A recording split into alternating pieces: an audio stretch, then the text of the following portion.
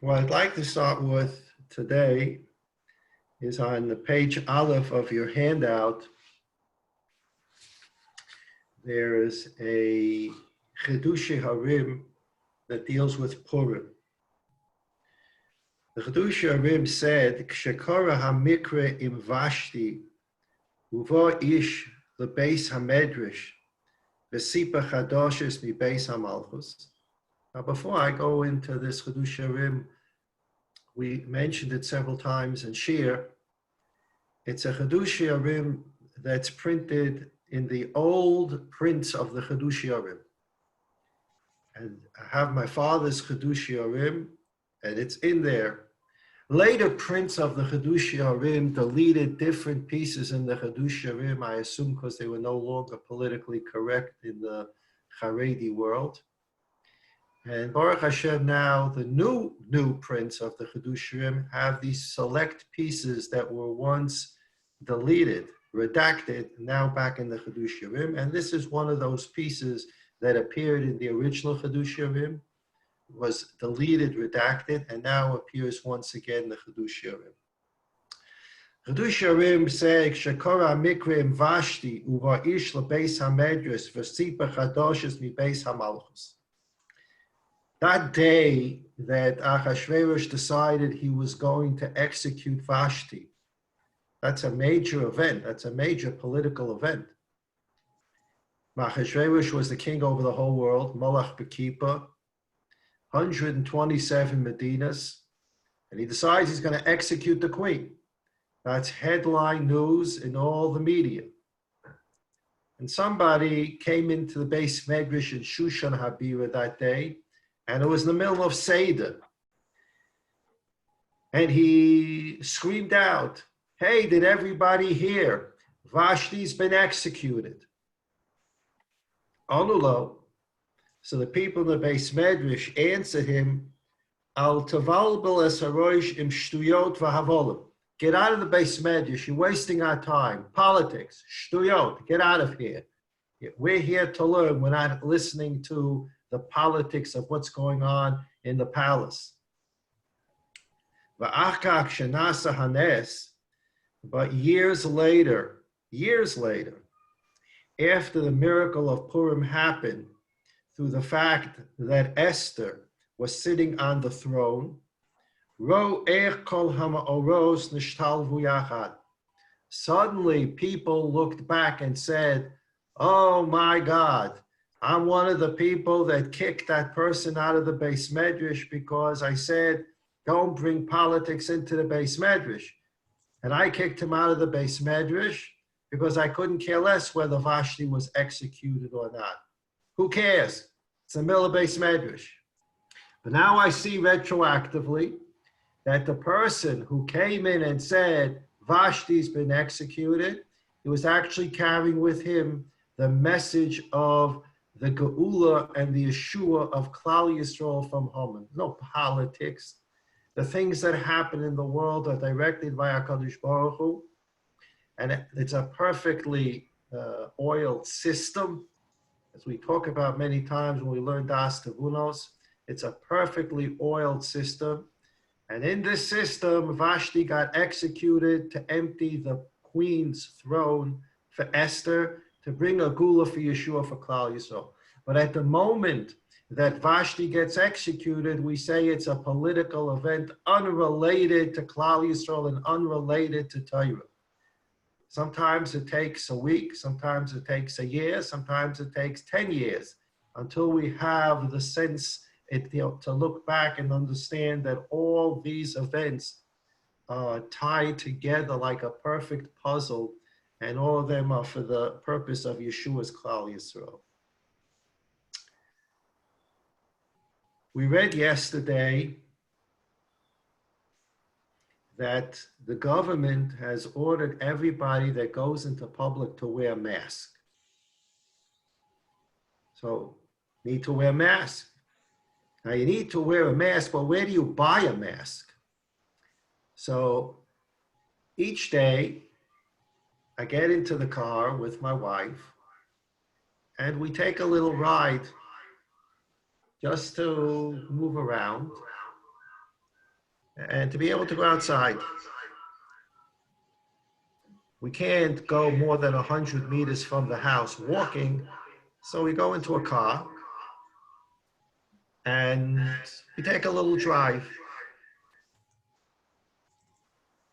Yesterday, I stopped off at two pharmacies and I asked them if they sell masks. One pharmacy told me that they don't sell masks. One pharmacy told me that a mask is 40 shekel. My daughter had earlier in the day said that there's something on some site where they're selling 100 masks for 400 shekel. That's a little different than one mask 40 shekel. But here, Mashiach, we need masks, so I bought some masks. Shtuyot, right? Shtuyot. Every time we get an announcement about a further restriction or further rule, it's politics. It has nothing to do with Torah. What is a mask? It's almost like it's Purim again. When I went into the pharmacy, I said, Ani tzarich liknot mask. That's the way Americans talk Hebrew. Ani tzarich liknot mask. So the pharmacist said to me, Ata rotze masecha. Oh, you want a masecha? So as soon as he said masecha, I thought I was at Purim again. I'm looking to buy a mask. What's a mask? We know a mask covers up our face or part of our face. In this case, our nose and our mouths. And it's a form of hastoris ponim. It's a form of covering up the face. Whatever time we're in right now, however we're going to designate it, it certainly feels like a time of hastoris ponim. A time of Anochi Haster Aster Ponai. It's a time we call it God's hiding his face from us. And how do you get out of a Hastaras Ponim? That's a whole sugya in the Das Tevunos, which Blineda, I keep on saying, each Zoom Shia we're going to get to, and Blineda will get to it in the last Shia before Pesach. But there's a Hastaras Ponim. The Kodesh Baruch Hu's hidden his face, Kaviyachol, and it's a different kind of shefa. He's sending good to the world, not through ha'oras ponov, not through a shining light, but through hastoras ponim. And it's hard to see the toiv, it's hard to see the shefa in a hastoras ponim. So the Rebbeinu Shalom L'chayra sent us a message as the situation becomes more serious that we need to put on a mask. And he made the government the shliach to tell us to put on masks. You need a masecha. Besides reminding us of Purim, remember there was a Purim not so long ago where we were eating with our family still. Besides reminding us of Purim, the masecha also tells us that there's a hastoras ponim that we need to work on. So the Chedush Urim teaches us that these things that we hear about that come out and in Ogeya Klal Yisrael, when the Yidden are told everybody in Eretz Yisrael before you go out into public should wear a mask, yesh mashahu bedova. There's something going on if such a rule was made. And we should think about hastoras ponim and how to get out of the hastoras ponim, which again, B'li Neder, we'll talk about in the last year before Pesach. To bring a korban Pesach, we get the instructions in Parshas Boi, and the Rebbeinu Shalom told Moshe the halachas of korban Pesach, and then Moshe came to Klal Yisrael and taught them the halachas of korban Pesach, and that's in Shmois Perek Yud Beis Pasuk Chaf Aleph. Vayikra Moshe l'chol ziknei Yisrael vayomer aleim mishchu ukchu lachem tzoil mishpachoseichem v'shachtu ha'pasach. And he starts teaching them, you have to take a sheep. He starts teaching them the halachas of Korban Pesach. Pasuk Chafhei says, "V'hoya ki savoyu el ha'oretz asher yitin Hashem lochem ka'asher diber u'shmartem es ha'avoda zois." And when you get to Eretz Yisrael, you are to observe these laws. Rashi comments, "V'hoya ki savoyu el ha'oretz tola hakosav mitzvah zu b'biyosam la'oretz." The Korban Pesach depends upon being in Eretz Yisrael. There's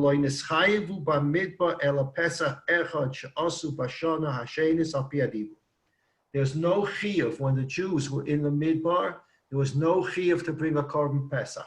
Jews brought other Korbanos in the Midbar. They brought the Korban Tamid every day. They brought Korbanos in the Midbar.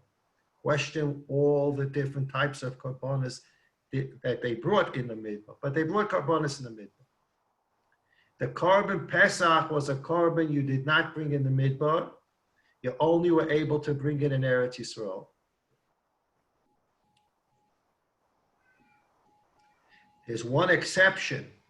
The first year that the Jews were in the Midbar, HaKadosh Baruch Hu said, this year bring a Korban Pesach. The remaining years that they spent in the Midbar because of the Chet HaMeraglim, they could not bring a Korban Pesach. So that's a pretty strange situation. There's a Mishkan in the Midbar, and Korbanos are being brought in the Mishkan for 38 or 39 years, and a Korban Pesach can't be brought in that Mishkan. Imagine that feeling. All of the Jewish people are in one place. They're congregated together. Excuse me, they're congregated together. Moshe Rabbeinu is alive. The Mishkan is there. You can walk to the Mishkan with your shepsela and bring a Korban Pesach, but you can't bring the Korban Pesach. You can't. You want to, but you can't. What you want to do and sometimes can't do is more important than what you actually do. And that's what we're going to learn about today. Sometimes what you want to do, the ratzon to do something, and the inability to actually carry through and do it is many times greater than actually carrying through and doing the mitzvah itself. The pasuk continues, and it says, after Moshe Rabbeinu taught Klal Yisrael the halachas of Korban Pesach, in Perek Yud Beis, pasuk Chavches, it says, "Vayelchu vayasu b'nei Yisrael kasher tziva Hashem es Moshe v'Aaron kein asu." And the Jewish people went, Vayelchu, and they did, Vayasu, kasher tziva Hashem es Moshe. They went after they heard the shir about Korban Pesach. They went and they did it. Now, from the literal reading of the pasuk, it sounds like Moshe Rabbeinu taught Klal Yisrael the halachas of Korban Pesach on Erev Pesach. And as soon as the shir was over, Vayelchu vayasu, they went and they did it. When do you bring a Korban Pesach? Me'etz Hashem, we're going to bring the Korban Pesach next Wednesday. We're going to all meet in Yerushalayim. We're going to bring a Korban Pesach. We bring a Korban Pesach on 14th of Nisan. And we eat it that night, the 15th of Nisan. So from the pasuk, it sounds like Moshe Rabbeinu gave the shir in Korban Pesach, and Vayelchu vayasu, the Jewish people went and did it. But that's impossible, because the shir that Moshe Rabbeinu gave Klal Yisrael on Hilchos Korban Pesach was on Rosh Chodesh Nisan. It was last Thursday is when he gave the shir. And they didn't go and shech the Korban Pesach for almost 2 weeks. So what does it mean that after the shir in Hilchos Korban Pesach, Vayelchu vayasu, they went and they did this? So Rashi answers the question. Rashi says, Shmois Yud Beis Perek Chavches, Vayelchu vayasu b'nei Yisrael, v'chi kvar asu. Did they really do it? V'aloi mei Rosh Chodesh ne'emar lahem. The shir that was given in Hilchos Korban Pesach was given on Rosh Chodesh, 2 weeks before Pesach. Elakivan shekiblu aleim, mal aleim hakosuv ki ilu os. Because they heard the shir, and they accepted upon themselves to do it 2 weeks later, it's as if they did it already. They didn't bring the Korban Pesach for almost 2 more weeks. But the Pasuk says, Vayelchu vayasu. They went and they brought the Korban Pesach. How can you say they brought the Korban Pesach? They didn't bring the Korban Pesach, but because they heard the shir and they wanted to bring the Korban Pesach, Kivon shekiblu aleim, it's as if they did it. But the Pasuk adds another word. Vayelchu vayasu b'nei Yisrael. It says that after the shir, Klal Yisrael made the Korban Pesach. Okay, so we have a question. They didn't make the Korban Pesach. So Rashi tells us because they had the Ratzon and they accepted upon themselves to make the Korban Pesach, the Pasuk already says they made the Korban Pesach. Rabbi said, the Rabbeinu Shalom told Moshe Rabbeinu what to write in the Sefer Torah. And he told Moshe Rabbeinu that in Parshas Boy, after you teach the Bnei Yisrael Hilchos Korban Pesach, I want you to write Vayasu. They made the Korban Pesach. That's what he instructed Moshe to write. They made it, but they didn't make it. So Rabbeinu Shalom told Moshe Rabbeinu, Moshe, I want you to write Vayasu, because I want people to understand that once they're makabel on themselves to do something, it's already as if they did it. The act itself is a separate thing.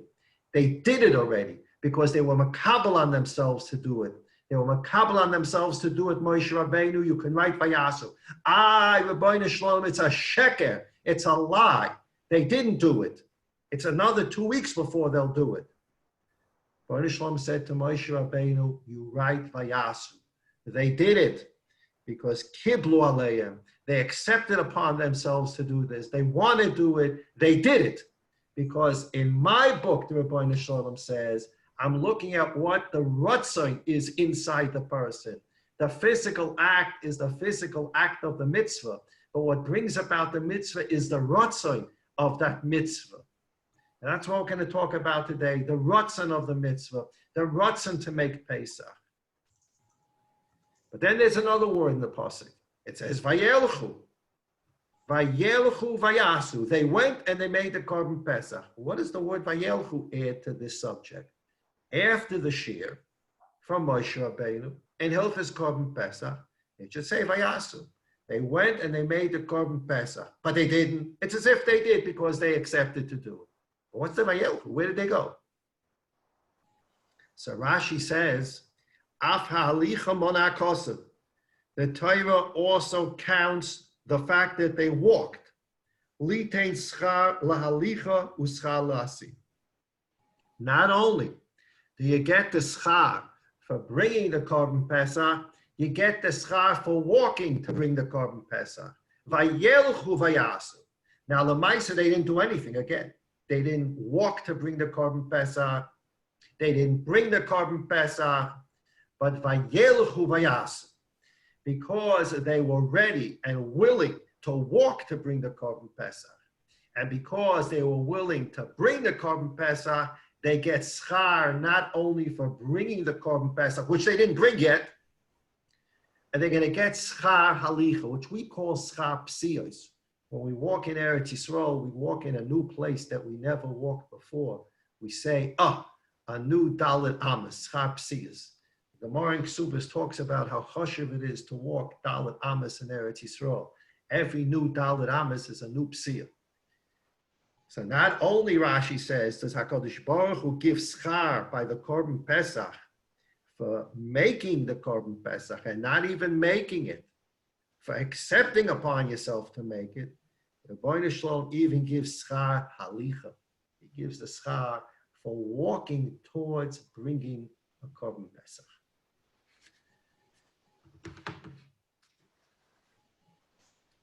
On page Aleph, the first piece of the Admor Mikotsk from the Amor Emes is a Medrash Tanchuma in this week's parasha.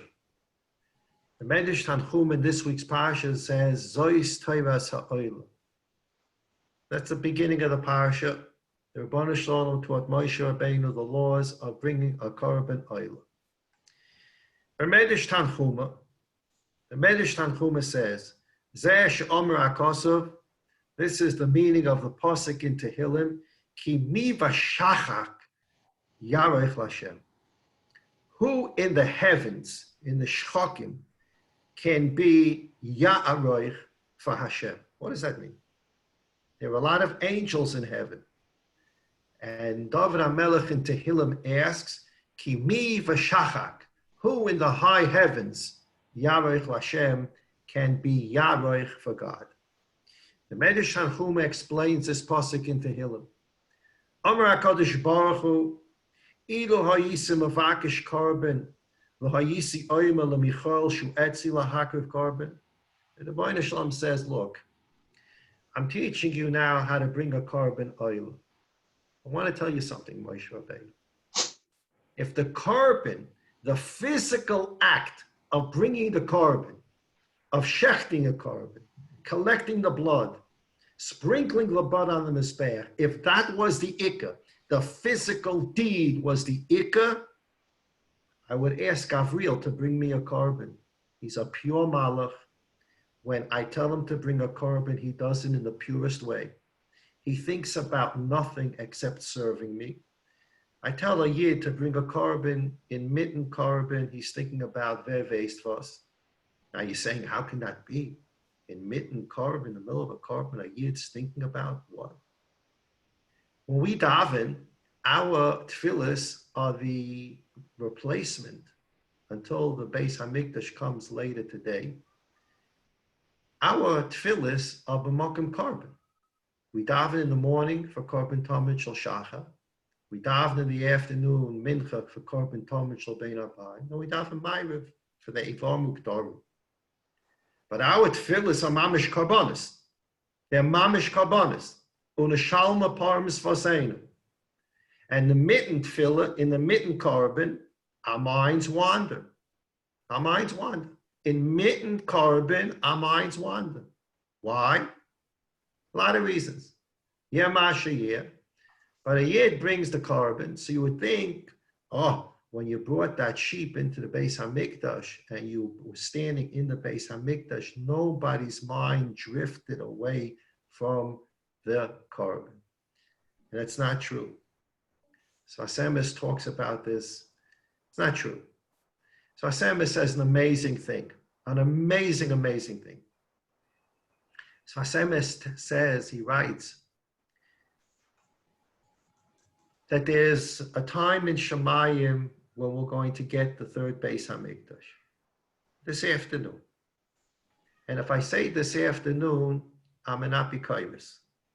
Because if I say this afternoon, it means I don't think it's going to happen the next second. So the next second, there's going to be a Beis Hamikdash. And people walk into the Beis Hamikdash with their korban. And the Svasemis says that so many korbanos, thousands, tens of thousands. Can you imagine how many animals were slaughtered in the second Beis Hamikdash? A korban tamid in the morning, a korban tamid in the afternoon. The korbanos on Shabbos, the korbanos on Yontif, every individual's korban throughout the year for 420 years. Imagine how many korbanos were shechted in the second Beis Hamikdash. Svasemis says that so many of those korbanos were mitzvahs anoshim melumada. They were habitual ritual sacrifices. They had no kavana attached to them. Oh, I have to bring a korban? Okay, let's take the trip to Yerushalayim. We'll go up to Yerushalayim. I'll bring a korban. After I bring the korban, we'll spend a little time with the kids. We'll go out to a park. Maybe there's a mall that's open after we're finished with the korban. So it's a ganze geschmack trip, a tiyul to Yerushalayim, Agavucha, bring a korban too. The geschmack will make a whole tiyul out of the korban. Why go to Yerushalayim just for a korban? Once I'm in Yerushalayim, can I machen a ganze tag? Yeah. We go to the Kaisel. You go to the Kaisel. No, go to Kaisel Davin. Machen a ganze tag from the Kaisel. I'm already in Yerushalayim. No. Let's see what's going on in the Midrachov. No. I'm in Yerushalayim. Let's go see this. Let's go see this. And that's a whole different discussion about, the Dusharim talks about going to Yerushalayim just for Yerushalayim, not for your own personal needs. Your personal needs should be a separate trip. But imagine, the Smasema says, how many karbonos in the second Beis Hamikdash were slaughtered without proper kavanah? And now the Smasema says, the third Beis Hamikdash is going to come down when we masakin all those second Beis Hamikdash karbonos. How are we masakin all those Beis Hamikdash karbonos? With kavanah during davening. They brought animals without kavanah. They did the physical act. They brought the animal. Shrita, Kabbalah, Halacha, Zarika. They did the physical act. But they didn't have the machshava. They didn't have the kavanah. They didn't have the rotzah. And today we don't have the animal. We have the tefillah. And what's the ikar of the tefillah? The kavanah. So the Rabbi Shalom is doing a matching game in Shemayim, the Sfasema says. Every year they can daven with a proper kavanah.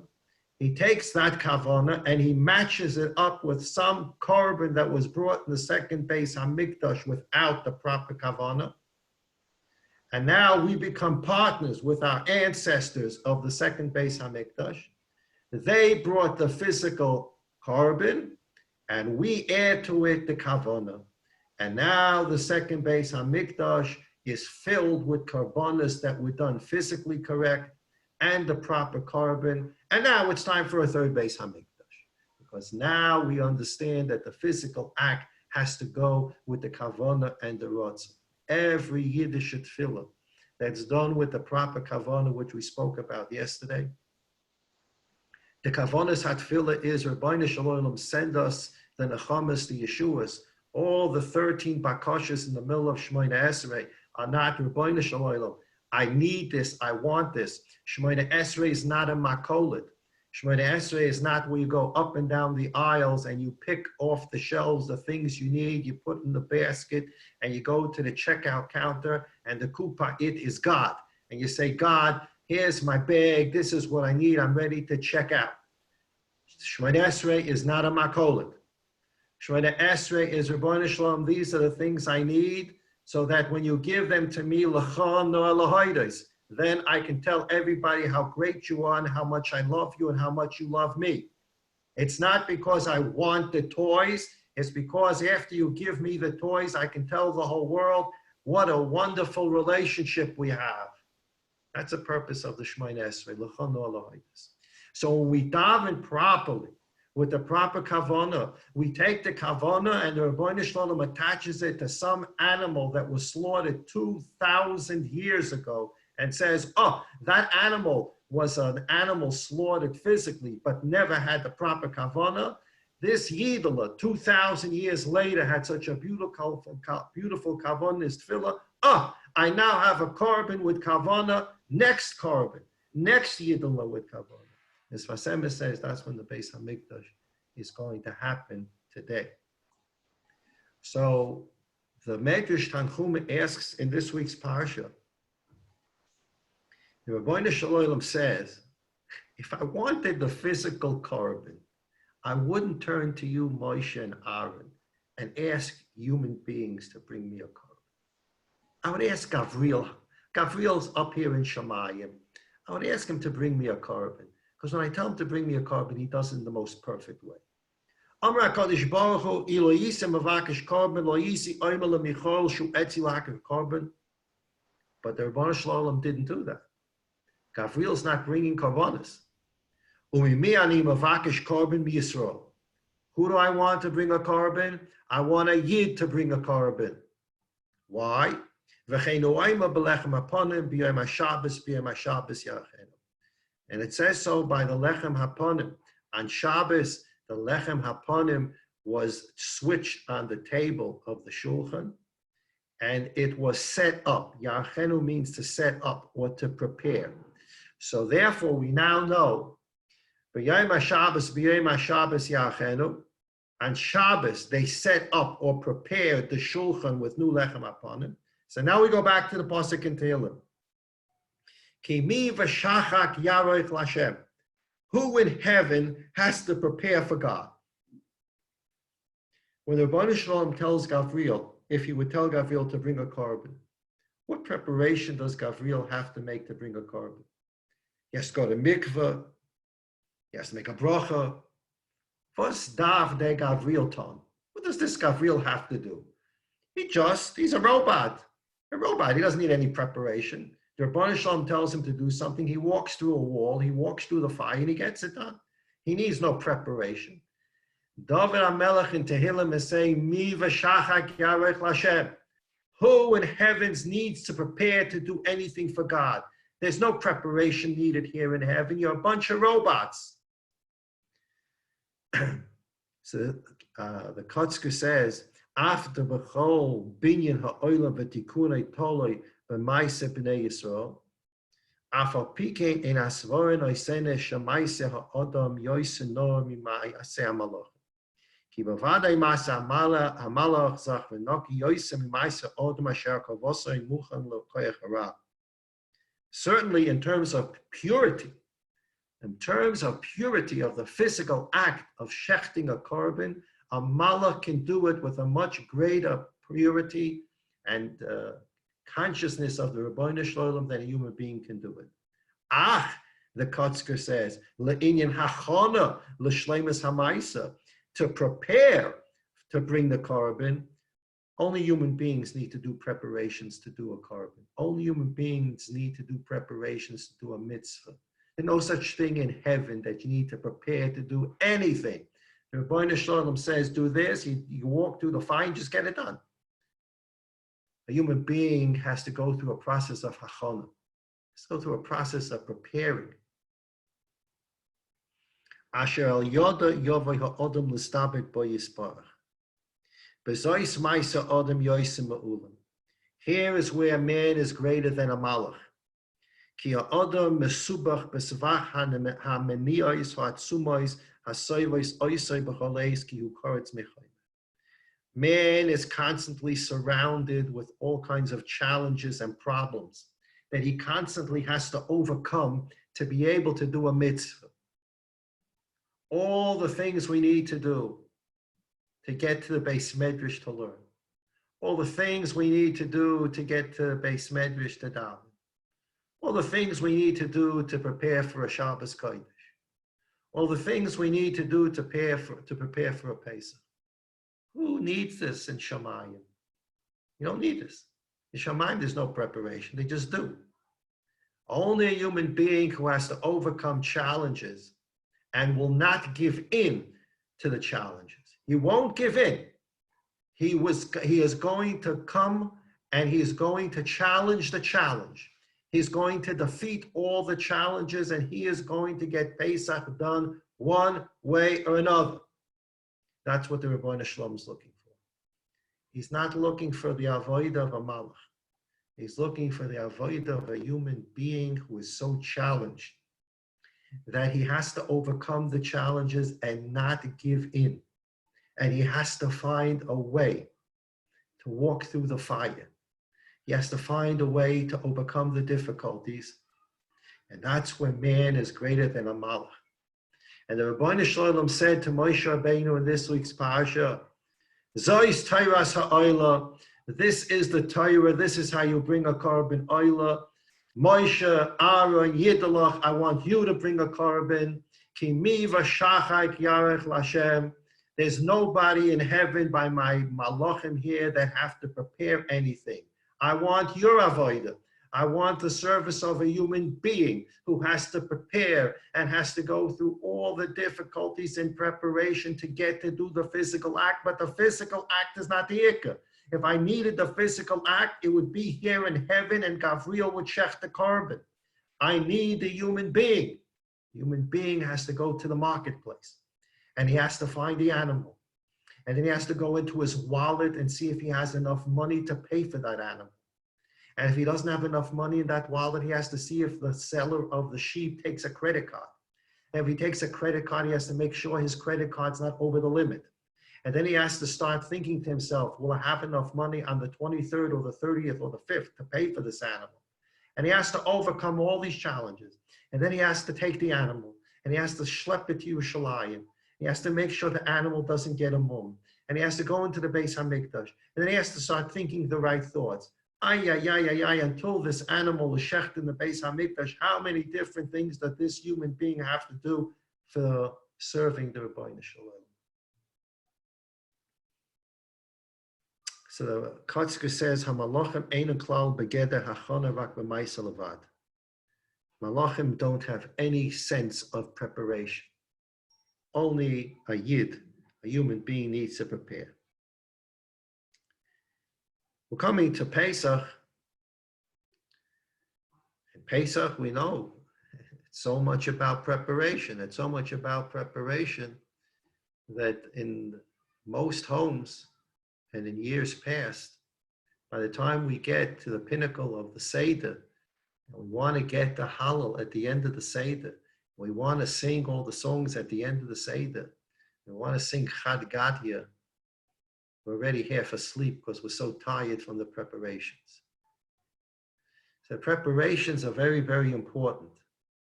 But you have to prepare for Pesach like a human being. You have to remember that the preparations of Pesach are the preparations of a human being. We're not malachim. The Rebbe Shalom doesn't want us to be malachim. The Gemara says in several places, God did not give the Torah to malachim. You're not interested. Moshe Rabbeinu won that debate. When the Rebbe Shalom wanted to give the Torah to Moshe Rabbeinu, the malachim in heaven said to Nahoidchal Hashemayim, don't give it to human beings.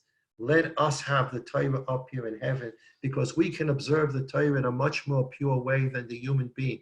Leave it upstairs with us. And the Rebbe Shalom said to Moshe Rabbeinu, answer the malach. Give him an answer. It's up to you to debate the malach. And Moshe Rabbeinu said, okay. It says in the Aseres Hadibris, Kaberes Aricha Vesimecha. You have parents. What are you going to do with Kaberes Aricha Vesimecha? It says, Zocher Shem Shabbos L'Kadsha. Keep Shabbos holy, because God created the world in 6 days and rested on the seventh day. You malachim, do you need to rest? It says, you shall not murder. Is there any kind of hatred up here in heaven where you're tempted to murder someone? What Torah exactly do you want God to leave up here? What should he leave up here for you? There's nothing in the Torah that's nagei you, malach. The Torah was given to the human being who has all these desires and temptations and challenges. That's who it was written for. Luz up, malach. It's going down to earth. The malachim agreed. Malachim said, Moshe Rabbeinu, you're right. So the preparations for Pesach are very important. I'm going to read now another piece of the Kotzker about matzah and chametz. But as an introduction to that, I want to say the following. In years past, we became accustomed, the good, the bad, became accustomed to spending an enormous amount of time in preparing the house for Pesach. And that's appropriate. It's a very serious matter, Pesach and chametz. But during our preparations, we made the preparations the most important thing in the world. And as we just discussed, they are the most important thing. They're more important than the act itself, as we'll see, and as we've seen. But if the preparations are going to completely nullify the actual Pesach Seder, then you have to think to yourself, how much can I do? How much can I do that's within halacha, where I observe the halacha of chametz and matzah properly, but I don't mitcha myself so much that I pashut can reach the chad gadya at the end of the Seder. You have to have a proportion in your mind. How much am I able to do? This is called prioritization. Which are the real priorities for preparation for Pesach? This is called timing. How much time do I have each day? I need to get a good night's sleep each day so that when Pesach comes, I feel like I can stay up for the Seder. I want to drink the 4 kaises. I want to sing that Chad Gadya. Chad Gadya this year is an amazingly important song. Chad Gadya tells us that God runs the world. Because the last piece of the Chad Gadya is the Rebbeinu Shalom takes the Malach HaMavis and kills the Malach HaMavis. That's the last paragraph in the Chad Gadya. There's a world running, and someone has a stick, and someone's hitting a dog, and the dog is doing this, and the cat's doing this, and the sheep is doing this. Someone ate the sheep, someone ate the cat, someone hit the dog. The Malach HaMavis came and killed the person. And then the Rebbeinu Shalom came and had enough of the Malach HaMavis, and he killed the Malach HaMavis. He shechted the Malach HaMavis. That's the way the Haggadah Shel Pesach ends, unless you say Shir Hashirim also according to Minhag. But that's the end of our Haggadah. The end of the Haggadah is the Malach HaMavis is finished. He's done. The virus is gone. It's over. It's going to be over today. Chas v'shalom, if it's not over today, the Chad Gadya is going to kill the virus. But you have to be up to sing it. HaKadosh Baruch Hu comes. V'shochat l'malach hamaves. HaKadosh Baruch Hu comes and he kills that malach hamaves who is appearing in our midst through a coronavirus. We want to stay up for that Chad Gadya. We want to sing it with such a kavanah and such a devekas and such a thank you to Hashem.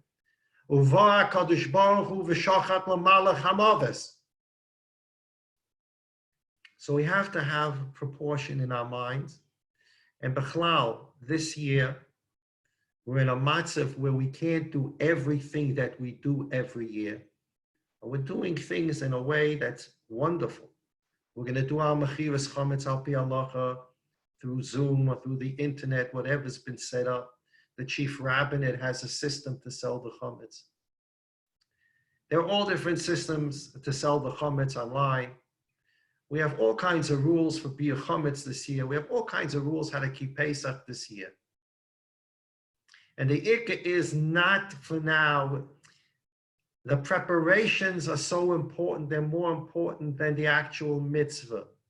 Mi b'shachait yarech l'Hashem. There's nobody in heaven that does the preparation. These are very, very holy days that we're living.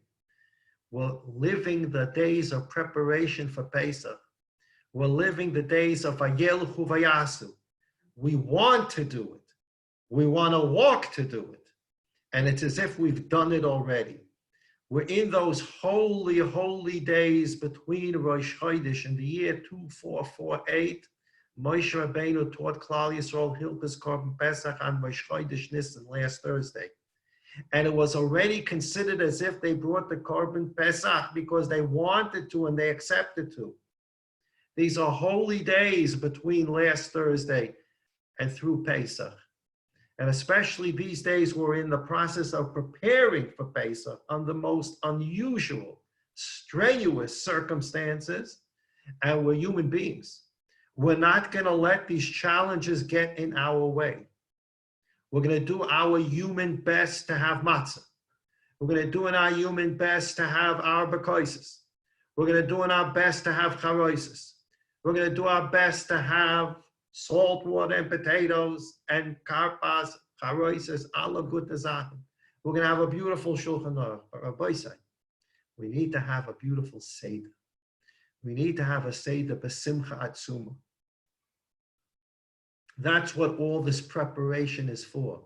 The preparation is for the simcha atzuma. It would be such a terrible thing, and it does happen in Nepal sometimes, where parents spend so much time preparing for a child's wedding. They spend so much time, especially the couple of days before. The Shabbos Sheva Brachas caterer, something broke down. And then there's a Sheva Brachas not working out. The photographer is not sure of something. Those last couple of days and the last couple of hours before the chasna, oiska mitchit, by the time you come to the chasna, you can't even feel simcha there. That the preparations destroyed the chasna. The preparations are very important, but they have to be kept in proportion. And if our preparations under these circumstances destroy the Seder. We have to prepare in such a way that the Seder is going to be a simchat tzum, that we're not going to doze off. We're going to be alert for every moment of the Seder. So the Kotzker says at the bottom of page Aleph, Ushmartes es hamatzos. The Kotzker asks a simple question. It says, Rabbi Shalom, you are so strict with me about eating chametz. You don't want me to eat it. You don't want me to even have it in my house. It's an unbelievable thing, chametz. Not only can't you eat it, the Rebbeinu Shalom doesn't want it in your house. You have a piece of trefa meat. The Rebbeinu Shalom doesn't want you to eat it. And it's not a good thing to have in your house because it can get mixed up with other meat. But you're not over an Issa D'Oraisa by having a piece of trefa meat in your house. The Rebbeinu Shalom says, I don't want you to eat this. I don't even want it in your house.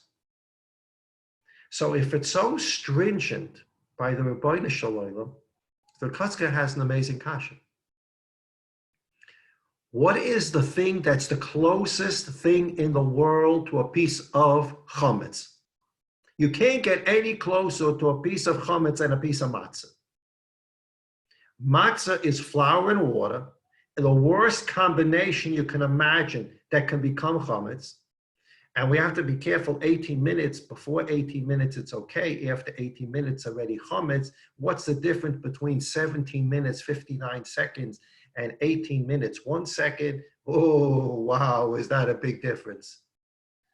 So, Rabbi Shalom, if you're so stringent, and for your own reasons, you don't want me to eat chametz, so lozmir up mit the matzah. Lozmir up mit the matzah. The easiest thing to do is to eat anything else, fruits, vegetables, whatever you want. But what are you making me now a mitzvah? You're making me a mitzvah to eat flour and water, and you're telling me that you can't have chametz in the house, and you can't eat chametz. Lozmir up, I'm a human being. How complicated can you make this, Rabbi Shalom? You don't want chametz in my house. You don't want me to eat chametz. No flour, water product in my house for Gans Pesach. That's an easy preparation. That's an easy chumrah in the world. No flour, water in my house, Pesach. Yet everybody has flour, water in their house on Pesach. The worst combination for chametz is in everyone's house for Pesach. And we hope that it was baked in a certain amount of time that it didn't turn into chametz. Why did Rabbi Shalom do this? So Kotzker says, just not to eat, to say, you know what, better not to eat. I'm not going to eat matzah. It's not an avodas Hashem. It's not an avodas Hashem. The ikar avodas Hashem is to be human, to eat, to make the matzah in an oven, to prepare the wheat properly, the preparation, to do all these preparations, cutting of the wheat, the milling of the flour, the baking, the packaging. It's all human work. And to do all these preparations and still be careful not to turn it into chametz, what a beautiful human being. What a beautiful human being. Stam to walk away from flour and water and say, you know what, I'm going to be machmir. No flour and water. Okay, it's easy to be machmir. You can go live in a cave and not eat anything. You can eat a couple of dates and a couple of figs, which is a problem too, because now there are bugs in it. So you can be machmir and go to a cave and face what's left to eat on the planet that doesn't have a shaila on it. You can do that. But that's not an avodah. The avodah is to live within the challenges of the time, to live within the challenge. It's a challenge to make matzah. Is it a challenge to make matzah and not turn it into chametz? Is a human challenge that is. Rabbi Shalom, lozmir up. I won't have chametz in the house and I won't have matzah in the house. No. I don't want you to be a malach. I want you to be a human being. I want you to make matzah like a human being can do it and face the challenge of making matzah, not turning into chametz. When we go to this Pesach and we face so many challenges in preparing for Pesach, giba shmeichel. Smile. Not ach and vei, what kind of Pesach is this going to be? The ach and veis we can leave for something else. I'll share with you a personal story. Last night, I began thinking, really thinking, about what Pesach is going to look like in my house. Baruch Hashem, we have a large dining room table. For the last couple of years, this huge dining room table has my wife and I sitting at it on Shabbos. It used to be full. We have a large family, it was full. The Kinderlach are married, except for my youngest son, Simcha. He should be well and safe. He's a paratrooper. Rosh Hashanah should watch all the soldiers and all the koiches habitachin. So most of the time, my wife and I sit at this huge table. When Pesach comes, this huge table is mamash full. It's so full, we have to put all the leaves in the table so all the children and all the einaklach can sit there, and not even all the einaklach because they can't all fit there. We have to put a folding table next to it, and it's full. And my wife and I listen to K'nai Nahara, sometimes 12, 15 manish tanas, one after the other. And I was thinking to myself, what is this Pesach going to look like here? What is it going to look like? It's a sad picture in your mind. You're going to miss the children. You're going to miss the Einiklach. What is this dining room table going to look like? That's the dining room table that Rabbi Shalom wants this year. And that's the way it's going to look. It's going to look the way he wants it to look. But it's a very sad thought because I'm going to miss my children. And I'm going to miss my grandchildren. And then a thought came over me. I said, 1 second here. How many years did you have your children and grandchildren sitting at the dining room table for Pesach? And how many of those years did you sob, or did you weep, or did you shed a tear because you missed the Beis HaMikdash? Did I ever miss the Beis HaMikdash as much as I miss my children and my grandchildren joining us for the Seder? Did I ever miss, even in a comparative, relative way, the lack of the Beis HaMikdash and the lack of the Korban Pesach when I was enjoying my children? We should enjoy our children, we should enjoy our grandchildren, but this year we're being taught a little lesson also. We miss things. We miss our children. We miss our grandchildren. We miss our friends. The people never who have to make a Seder by themselves, they're missing camaraderie. They're missing people to have a Seder with. We're learning how to miss things. We're learning how to miss things. We're learning how there are things that are not part of our life and we wish they were part of our life. And maybe we can transfer part of that rotza, part of that she'ifa. Maybe we can transfer that. I miss my children. I miss the Beis HaMikdash. I miss the Korban Pesach. The problem is we don't know what we're missing. We know our children. And when they're not at the table, we know who's not at the table. The Golus is 2,000 years old. And the saddest part of the Golus is we don't know what we're missing.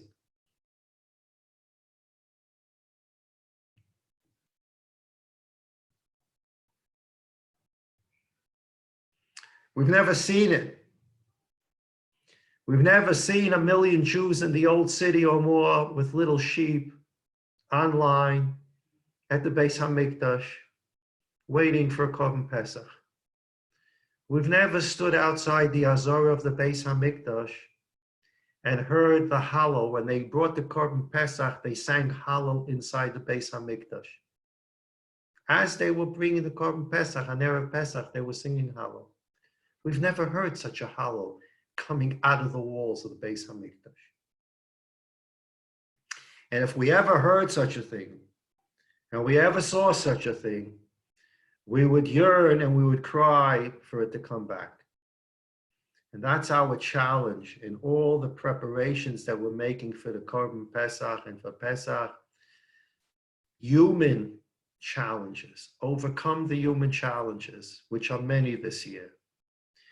Don't fakoch yourself in the preparations in such a way that you can't enjoy the Seder itself.